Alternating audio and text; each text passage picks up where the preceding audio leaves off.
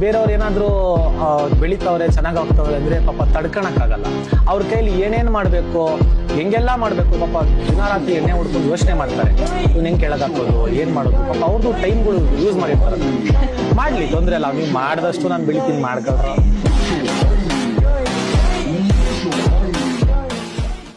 ನಾವ್ ಯಾಕೆ ಎಲ್ಲದಕ್ಕೂ ಸುಮ್ಮನೆ ಇರ್ತೀವಂದ್ರೆ ನಮ್ಗೇನ್ ಮಾತಾಡಕ್ ಬಾಯಿ ಇಲ್ಲ, ಧೈರ್ಯ ಇಲ್ಲ ಅಂತ ಏನಿಲ್ಲ. ನಾವು ಮಾತಾಡಕ್ ಸ್ಟಾರ್ಟ್ ಮಾಡಿದ್ರೆ ನಮ್ಮ ಮಾತುಗಳು ಯಾರಿಗೆ ಎಲ್ಲಿ ನಾಟಬಾರ್ದು ಅಲ್ಲಿವರೆಗೂ ನಾಟ್ಬಿಡ್ತಾವ ಅಷ್ಟೇ. ಅಣ್ಣ, ನಾವು ಸ್ವಾಭಿಮಾನಕ್ಕೆ ಬದುಕೋರು. ಯಾರ್ದು ತಿಂದಿಲ್ಲ, ಯಾರಿಗೆ ಮೋಸ ಮಾಡಿಲ್ಲ, ಯಾರ ಜೊತೆಗೆ ಡಬ್ಬಲ್ಗೆ ಮಾತಾಡಿಲ್ಲ, ಯಾರ್ದು ಬಕೆಟ್ ಹಿಡ್ದಿಲ್ಲ. ದುಡಿತೀವಿ, ತಿಂತೀವಿ. ನಡಬರಕ್ಕೇನಾದ್ರೂ ನಿಮ್ಮಂತವ್ರು ತಿಕ್ಕ ಮಾತಾಡಿದ್ರೆ ತಿಕ್ಕ ಬಿಡಿಸ್ತೀವಿ. ನೋಡಪ್ಪ, ನಾವು ಮರ್ಯಾದೆ ಕೊಡ್ತೀವಿ, ಮರ್ಯಾದೆ ತೊಗೊತೀವಿ. ನಮಗೂ ಕೊಡೋ ಮರ್ಯಾದೆ ಒಳಗೆ ಏನೋ ಸ್ವಲ್ಪ ಹೆಚ್ಚು ಕಮ್ಮಿ ಆಯ್ತು ಅಂದರೆ ನಿಮಗಿದ್ದ ಅಲ್ಪ ಸ್ವಲ್ಪ ಮರ್ಯಾದಿನ ಈ ಸಂತ್ಯಾಗ ಕಂಡು ರೇಟಿಗೆ ಮಾರ್ತೀವಿ.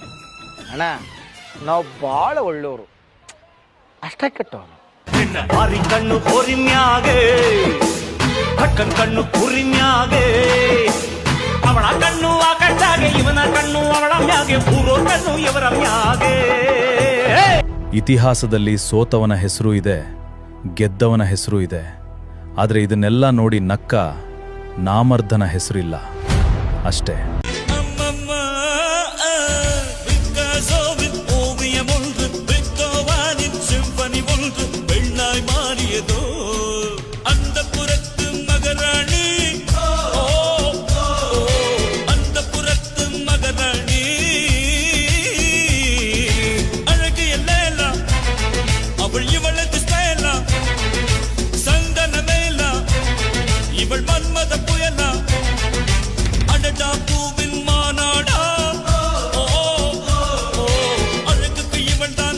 ಹೆಣ್ಣು ಹೊಣ್ಣು ಮಣ್ಣು ಗಾದೆ ಮಾತು ಹೋಯ್ತೆ, ಪ್ರಾಣಿಗಿಂತ ಕೀಳು ಹೆಣ್ಣು ಬಾಳುವಾಯ್ತೆ.